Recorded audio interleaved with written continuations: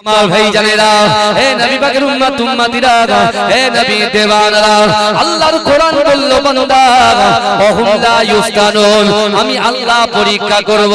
ও যুবকেরা, ও নবী পাকের উম্মত উম্মতিরা, আল্লাহ পাক রব্বুল আলামিন ভয় দিয়ে পরীক্ষা করবে। সর্বপ্রথমে আল্লাহ পাক ভয় দিয়ে পরীক্ষা করবে। ও যুবকেরা, দ্বিতীয় নম্বর আল্লাহ পাক শরীরের ভিতরে রোগ দিয়ে পরীক্ষা করবে। ও যুবকেরা, আল্লাহ পাক রব্বুল আলামিন আপনার ব্যবসায় উন্নতি দিয়ে পরীক্ষা করবে। আল্লাহ পাক আপনার ব্যবসাটাকে লস করে পরীক্ষা করবে। ও যুবকেরা, আমার আল্লাহ পাক যৌবন দিয়ে পরীক্ষা করবে। হে যুবকেরা, আজ থেকে ১৫০০ বছর আগে বিশ্ব নবী রাসূলুল্লাহ সাল্লাল্লাহু আলাইহি ওয়াসাল্লামের সামনে আল্লাহ রাসূলের সাহাবা উঠে দাঁড়িয়ে রাসূলুল্লাহকে বলেছিলেন, ইয়া রাসূলুল্লাহ হাবিবাল্লাহ, না না না, আল্লাহ যে বান্দাকে পরীক্ষা করবে, ওই পরীক্ষায় যদি আল্লাহর বান্দা উত্তীর্ণ হয়ে যায়, আল্লাহর পরীক্ষায় যদি আপনার উম্মত উম্মতিরা উত্তীর্ণ হয়ে যায়, তাহলে তারা কি সাজা পাবে? ও যুবকেরা, বিশ্ব নবী রাসূলুল্লাহ সাল্লাল্লাহু আলাইহি ওয়াসাল্লাম বলেছিলেন, হে আমার সাহাবারা, আল্লাহর পরীক্ষায় যদি বান্দা বান্দি উত্তীর্ণ হয়ে যায়, আমার উম্মত উম্মতিরা যদি উত্তীর্ণ হয়ে যায়, আমি রাসূলুল্লাহর উসিলায় আল্লাহ পাক ৮টা জান্নাত সৃষ্টি করেছে। ওই ৮টা জান্নাতের ভিতরে সবচাইতে বড় জান্নাত জান্নাতুল ফেরদাউসটা আমার আল্লাহ পাক আমার উম্মত উম্মতিদের আমলনামায় লিপিবদ্ধ করে দেয়। জোরে বলুন, একটু চিৎকার দিয়ে বলুন না সুবহানাল্লাহ, নারে তাকবীর। হাত তুলবো, জোরে সুবহানাল্লাহ হবে তো? হাত তুলে সুবহানাল্লাহ দেবেন তো? এই দেবেন তো? হাত তুলে নি, বাঁদিকের ভাইরা হাত তুলে নি। এতক্ষণ 2 ঘন্টা শুনছেন, কি বলবেন বলেন? কেন হুজুর রাখবেন? হ্যাঁ, আমি যদি চিল্লাবার আপনারা চুপচাপ বসে থাকবেন? ওদিন গুজার গিয়া, এখন শ্রোতাও চিল্লাবে, বক্তাও চিল্লাবে। বলুন ইনশাআল্লাহ। আল্লাহুম্মা ভাই জানেরা, হে নবী পাকের উম্মত উম্মতিরা, হে নবী দেওয়ানরা, একটু ভালো করে বোঝার চেষ্টা করেন। আমিরুল মুমিনিন ওমর ফারুক রাদিয়াল্লাহু তাআলা আনহু তিনি 50 জনের একটা টিম তৈরি করে দিলেন। ও যুবকেরা, ও নবী পাকের উম্মত উম্মতিরা, একটু ভালো করে বোঝার চেষ্টা করেন। মুসলিম জানের দ্বিতীয় খলিফা আমিরুল মুমিনিন হযরত ওমর ফারুক রাদিয়াল্লাহু তাআলা আনহু 50 জনের একটা শান্তি শৃঙ্খলা ভাবে একটা টিম করে দিলেন। ও যুবকেরা, তারা রোম সম্রাটের দিকে এগিয়ে যায়, রোম রাজ্যের দিকে এগিয়ে যায়। ও যুবকেরা, ওই দিকে রোম সম্রাট তার মন্ত্রীকে পাঠিয়ে দিয়ে বলে, যাও যাও যাও, যেখানে মুসলমানদেরকে পাবে সেখান থেকে কিছু মুসলমানকে ধরে আনবে, তাদের সৈন্যকে ধরে আনবে। ও যুবকেরা, ওই দিক থেকে রোম সম্রাট আসছে, এই দিক থেকে আমিরুল মুমিনিন ফোর্স পাঠিয়ে দিয়েছে। মাঝখানে দেখা রোম সম্রাটের মন্ত্রীগুলো এই 50 জনকে বন্দী করে নিয়ে চলে গেছে। কতজনকে বন্দী করেছে? এই 50 জনকে। বিশাল আর যে 50 জন গিয়েছে তাদের কাছে কোনো অস্ত্র শস্ত্র কিছুই ছিল না। তাদের ভিতরে ছিল আল্লাহর ভয়, তাদের ভিতরে ছিল রাসূলুল্লাহর মহব্বত, আর তাদের ভিতরে ছিল আকিমুস সালাত নামাজ। জোরে বলে আমার ভাই জানেরা, ও নবী পাকের উম্মত উম্মতিরা, ও নবী দেওয়ানরা, একটু ভালো করে বোঝার চেষ্টা করে।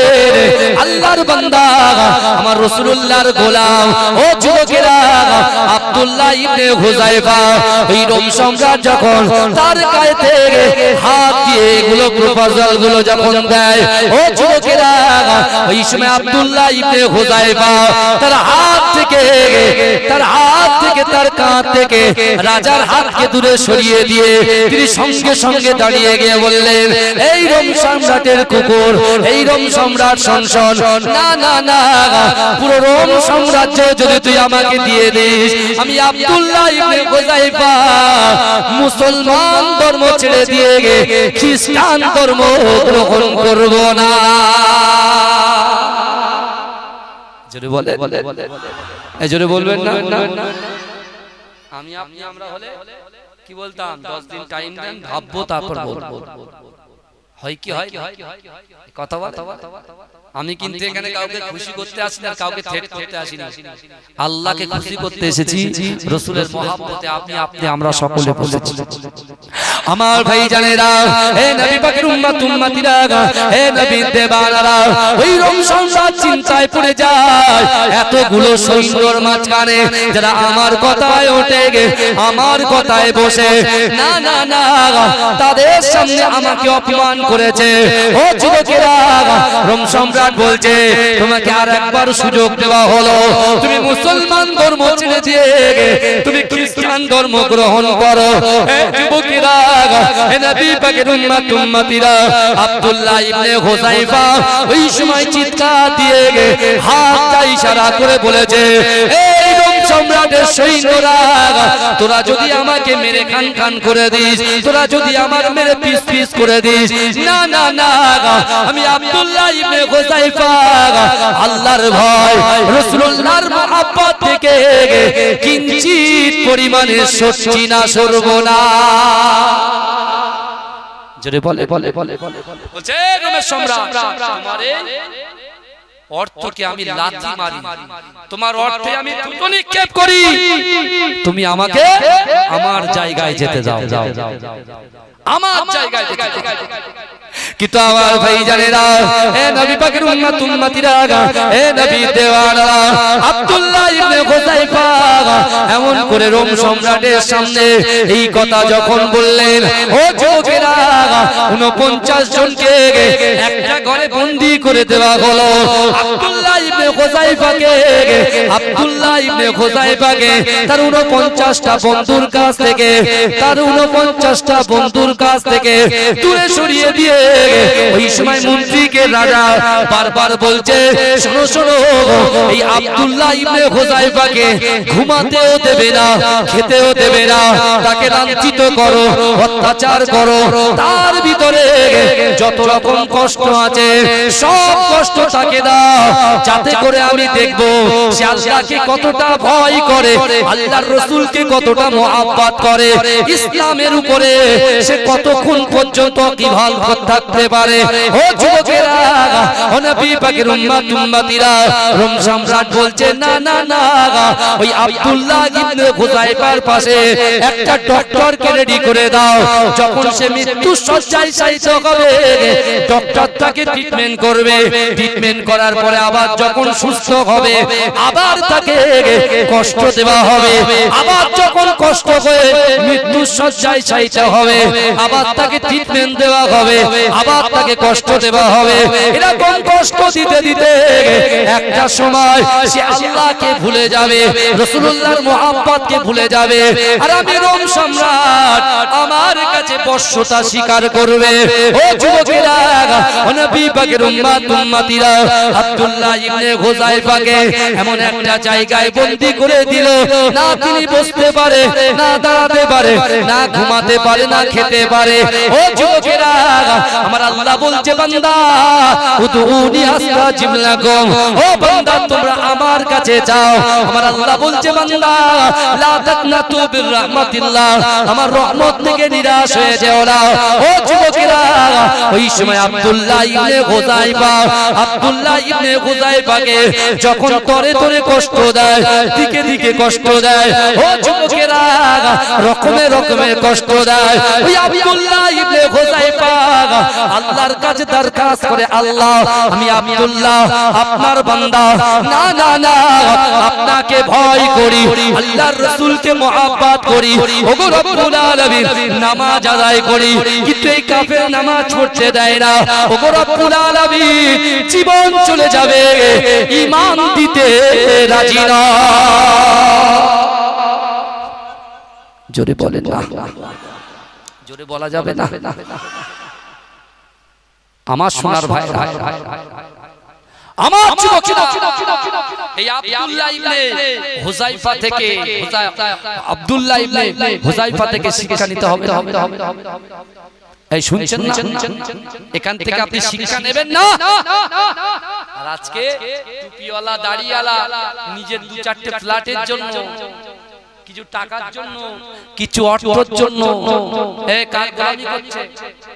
যারা মুসলমানদের বাপ দাদাদের সম্পত্তিকে যে যে দান করে ফেরত নেওয়া যায়, এই কথা বলেন না, এই দান করে ফেরত নেওয়া যায় যায় না? তাহলে আমার বাপ দাদা 14 পুরুষ তারা দান করে গেল, অক্লান্ত পরিশ্রম করে নাংলার মাঠে চাষ করে করে, হ্যাঁ, নিজের ঘামে মাথার ঘাম গায়ে ফেলে তিল তিল করে পয়সাগুলো জমিয়ে আল্লাহর ঘরে দান করেছে, নবীর ঘরে দান করেছে, খানকায় দান করেছে, ঈদগায় দান করেছে, কবরস্থানে জমিটা কিনে দিয়ে গেছে। আর তুমি সেই জমি নিয়ে বড় বড় বড় বড় সুপারস্টার লোকেদের হাতে দান করে, তাদের কাছে ভালো হওয়ার জন্য আর ভোট নেওয়ার জন্য। কত সহজ। আর মুসলমান চুপচাপ মেনে নেবে নাকি? এই কথা বলে আমার সোনার ভাইরা, এখনো সজাগ হও, এখনো পরিবর্তন হন, এখনো পরিবর্তন হন। আপনি যদি পরিবর্তন না হন, এই আল্লাহর গজব আমাদের দিকে ধেয়ে ধেয়ে আসে, কেউ রুখতে পারবে না। কারণ আল্লাহ যদি রেগে যায়, আল্লাহ যদি গুসা হয়, আল্লাহ যদি বান্দার উপরে খফা হয়ে যায়, আসমান থেকে 4টে আযাব নিক্ষেপ করে। কটা বলে? কটা? 4টে। এক, আল্লাহ আসমান থেকে পাথর বর্ষণ করে। 2, আল্লাহ পাক আগুন বর্ষণ করে। 3, আল্লাহ ভূমিকম্প করে দেয়, ভূমিকম্প। আর 3, আল্লাহ জলকম্প করে দেয়।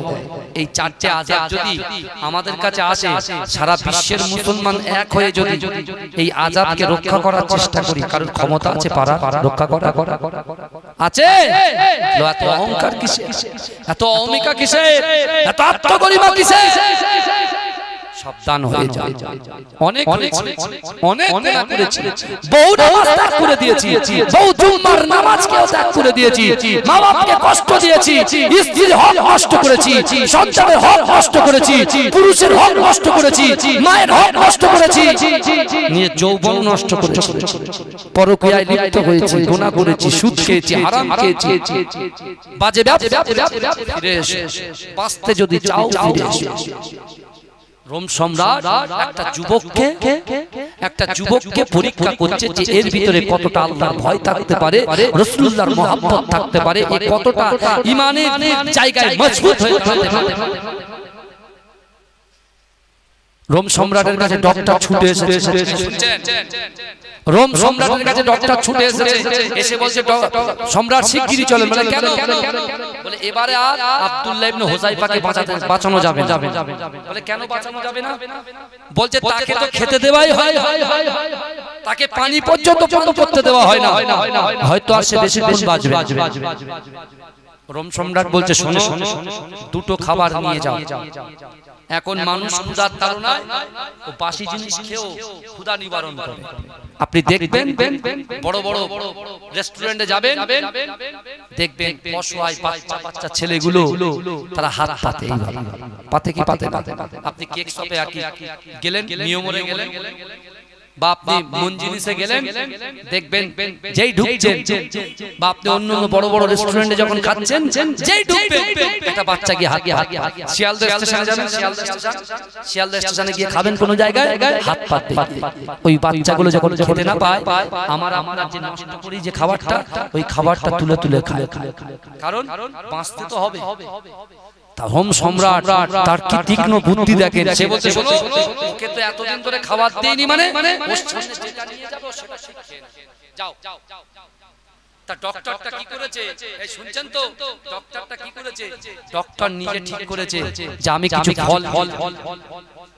কিছু ফল নিয়ে যাব, ফলের থালা সাজিয়ে যে নিয়ে যাচ্ছি।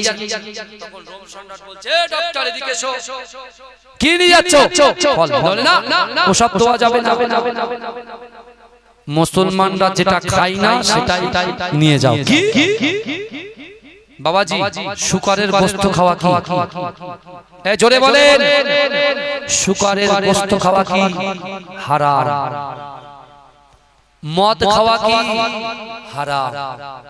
বলছে রোম সম্রাট তখন বলছে শুকরের গোশত সুন্দর করে ভুনা করে একটা বাটিতে করে নিয়ে যাও আর পানি হিসাবে মদ মেশানো পানি নিয়ে যাও। কাকে দেবে? আব্দুল্লাহ ইবনে হুযাইফাকে দেবে। সে কে? আল্লাহর গোলাম, রাসূলুল্লাহর গোলাম, আল্লাহর বান্দা, তাকে দেবে। ঈমান কাকে বলে? আমার ভাই জানেরা, এ নবী পাকের উম্মত উম্মতিরা, এ নবী দেওয়ানারা, একটু ভালো করে বোঝার চেষ্টা করে।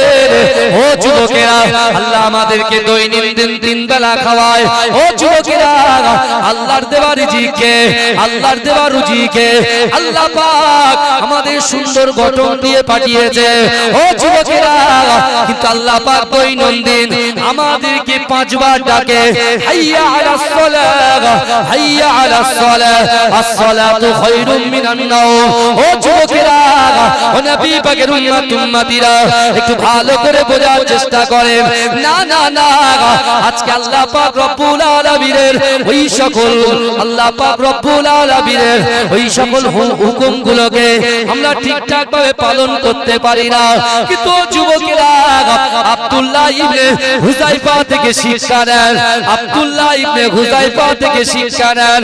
ও যুবকেরা, ও নবী পাকের উম্মত উম্মতিরা, একটু ভালো করে বোঝার চেষ্টা করেন।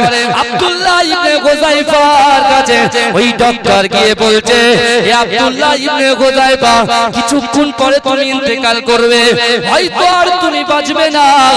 বাঁচতে যদি চাও, না না না, দুনিয়াতে যদি টিকে থাকতে চাও, না না না, দুনিয়ার জমিনে যদি টিকে থাকতে চাও, না না না, তুমি কি করো? এই নাও যে খাদ্যটা তোমার জন্য নিয়ে এসেছি, ওই খাদ্যটা তুমি গ্রহণ করো। ও যুবকেরা, আব্দুল্লাহ ইবনে হুযাইফা আস্তে আস্তে খাদ্যের দিকে হাতটা বাড়ায়। ওই সময় বলল, আব্দুল্লাহ ইবনে হুযাইফা বলল, বলেন আপনি কি নিয়ে এসেছেন?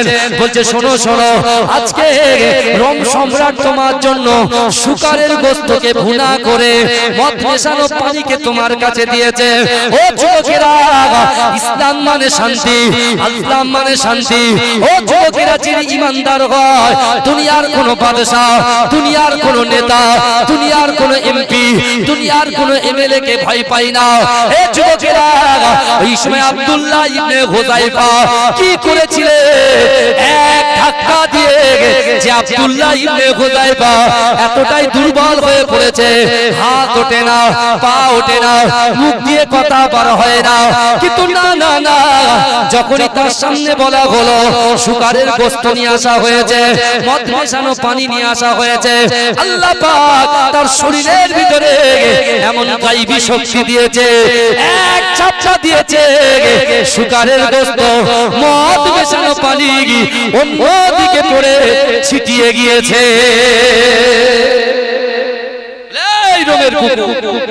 কি নিয়ে আসছিস আমার জন্য? কি মনে করেছিস দুর্বল হয়ে গেছি? আমি ক্ষুধার্ত বলে যেটা আমাদের জন্য খাবার রাসূলুল্লাহ হারাম করেছে, আর সেই হারাম জিনিস তিনি আমাদের খাবার চক্রান্ত করতে চল এক ঝাপটা মেরেছে, পুরো সেই শুকরের গোশত এবং মদ মেশানো পানি ওই দূরে পড়ে ছিটকে গেছে। জোরে বললেন না তো সুবহানাল্লাহ? জোরে হবে না সুবহানাল্লাহ? আমরা একটু একটু ফ্রি হওয়ার জন্য, রিল্যাক্স হওয়ার জন্য আমরা কি কাজটা করছি ভাই? ও যুবক যারা মেতে আছো ভাই, তোমার পীরের আওলাদ বলছে, ফিরে এসো, ফিরে এসো। এই দুনিয়াটা হচ্ছে সাময়িক সময়ের জন্য, এই দুনিয়াটা সাময়িক সময়ের জন্য, আখিরাতটা আমাদের চিরদিনের জন্য। বুঝতে পারছেন না? জান্নাতে মৃত্যু হবে না, জাহান্নামেও মৃত্যু হবে না। এই শুনছেন? জান্নাতেও মৃত্যু হবে না, জাহান্নামেও মৃত্যু হবে না। আব্দুল্লাহ ইবনে হুযাইফা যখন এক ধাক্কা দিয়ে ফেলে দিল, ডক্টর সাহেব মাথাটা হেড করে রাজার কাছে গিয়ে বলছে, বাদশার কাছে গিয়ে বলছে যে এখানেও কাজ হলো না, এতদিন কষ্ট দিয়ে নিটফল কি গোল গোল জিরো। তখন রাজা বলছে, এই রোম সম্রাট বলছে, বাদশা বলছে, বলে ওই যে 49 জনকে বন্দী করা হয়েছিল, ওদেরকে রেডি করো আর বিশাল বড় আগুনের উপরে একটা বড় কড়া চাপিয়ে দাও আর উত্তপ্ত তেল টক টক করে ফুটবে গরম করো আর হুযায়ফাকে একটা বন্দী করে সামনে রাখো আর ওখান থেকে এক একটা মানুষকে নিয়ে এসে কি করো বলেন এই উত্তপ্ত তেলের ভিতরে ফেলে দাও। এই শুনছেন কেমন কষ্ট দিচ্ছে দেখেন, ইমানি আল্লাহ ভয় দিয়ে পরীক্ষা করছে আর একের পর এক পরীক্ষা কি হচ্ছে বলেন উত্তীর্ণ হয়ে যাচ্ছে। জোরে বলবেন না আমার ভাই জানেরা, হে নবী পাকের উম্মত উম্মতিরা, হে নবীর দিওয়ানারা, একটু ভালো করে বোঝার চেষ্টা করেন। আব্দুল্লাহ ইবনে হুযায়ফা, হে যুবকেরা, ওই উত্তপ্ত তৈলের ভিতরে যখন তাকে আস্তে আস্তে টেনে টেনে নিয়ে আসা হয়, ও যুবকেরা, ও নবী পাকের উম্মত উম্মতিরা, ওই সময় তিনি অজান নয়নে ঝরঝর করে কাঁদতে শুরু করেছে। হে যুবকেরা, এত কান্না কাঁদে ডক্টর ছুটে এসে তখন সম্রাটকে বলল, আব্দুল্লাহ ইবনে হুযায়ফা কান্দন করছে। আব্দুল্লাহ ইবনে হুযায়ফা কাঁদতে শুরু করেছে। ওই সময় রোম সম্রাট বলছে, কাজ হয়ে গেছে, আব্দুল্লাহ ইবনে হুযায়ফা এখনই ইসলাম ধর্ম ছেড়ে দিয়ে খ্রিস্টান ধর্ম গ্রহণ করবে। ও যুবকেরা, ওই সময় রোম সম্রাট যখন আব্দুল্লাহ ইবনে হুযায়ফার কাছে গেল, আব্দুল্লাহ ইবনে হুযায়ফাকে বলল, ও আব্দুল্লাহ ইবনে হুযায়ফা, প্রথমেই যদি তুমি আমার অফারটা অ্যাকসেপ্ট করতে তুমি লাভবান হতে, কিন্তু না, আমি যে অফার করেছিলাম তুমি ওটাকে অ্যাকসেপ্ট করলে না, কিন্তু কেন তুমি এখন ভয় পেয়ে কাঁদছো কেন?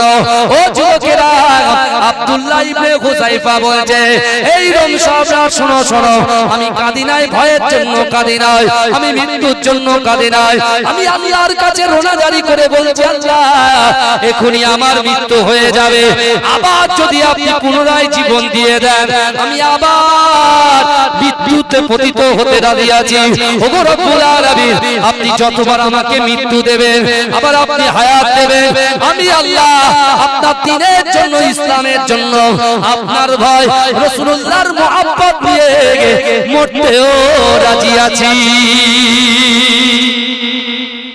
জোরে বলেন, চিৎকার দিয়ে বলেন। এই কথা রোম সম্রাটের দিল শক্ত, দিল কি হয়ে গেল? নরম হয়ে গেল। তখন বলছে, ইয়ার মেরে কি হবে? আরে মেরে তো মজা পাওয়া যায়, ওর মারছি ও হাসছে, কি মজা পাবো আমি? মানুষকে ভয় দেখাবো, তারপর তো ভয়ের মজা লাগবে, বুঝতে পারছেন? আমি একজনকে ভয় দেখাবো, সেই মজাটা তো লাগবে, সে যদি ভয় না করে, হ্যাঁ হাসে, তো ভয় দেখানোর কোনো মানে আছে? তখন সব সৈন্যদেরকে ডেকে বলছে, এই শোনো, যে 49 জন আছে ওদেরকে সামনে নিয়ে এসো। সামনে নিয়ে আসা হলো, সবার কাছে হাত বাঁধা, পা বাঁধা, সব বন্দী করে রেখেছে, সামনে নিয়ে আসা। তখন রোম সম্রাট তার মন্ত্রীর সঙ্গে আলোচনা করে বলছে যে দেখো, এ হবে না, কে মেরে দিলেও মানে আমাদের হার হয়ে যাবে, একে যদি জান মেরে দিই আমি রোম সম্রাট, আমার হার হয়ে যাবে, কারণ ওর ভিতরে আল্লাহর ভয়, রাসূলুল্লাহর মুহাব্বত অটোমেটিকই আছে, ওর কলিজা থেকে দিল থেকে যাবে না। জোরে বলুন না সুবহানাল্লাহ। তখন রোম সম্রাট কি করবে? তখন উনি একটু ভ্রাতৃত্ব দেখাতে গিয়ে বলছে, এই রোম সম্রাট বলছে, শোনো আব্দুল্লাহ ইবনে হুযায়ফা, তুমি এক কাজ করো, তুমি আমাকে একটা গালে বুসা দাও, চুমা দাও। বলছে নারে তাকবীর, চিৎকার দিয়ে দেন নারে তাকবীর, পীর সাহেব হুজুর কিবলা, পীর সাহেব হুজুর কিবলা, পীর সাহেব হুজুর কিবলা, নারে তাকবীর, নারে তাকবীর।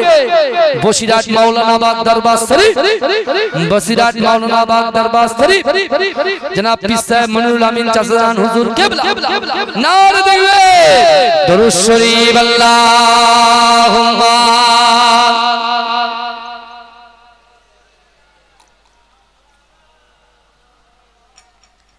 কারা কারা রাসূলুল্লাহকে ভালোবাসেন একটু হাত তোলেন তো, একটু হাত তোলেন। নারে তাকবীর, নারে তাকবীর।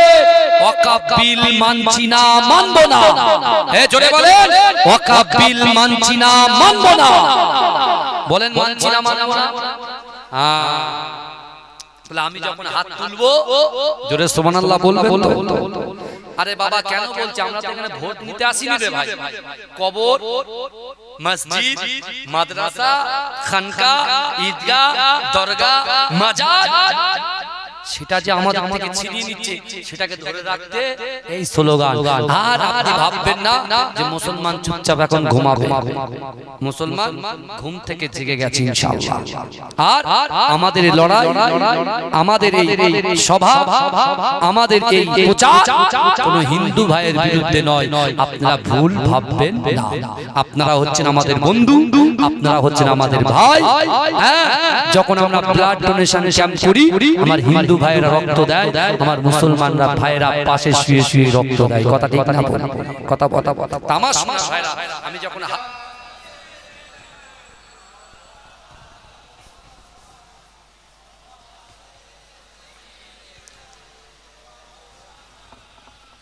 আমার ভাই ভালো করে বোঝার চেষ্টা করেন। আল্লাহ বললেন বান্দা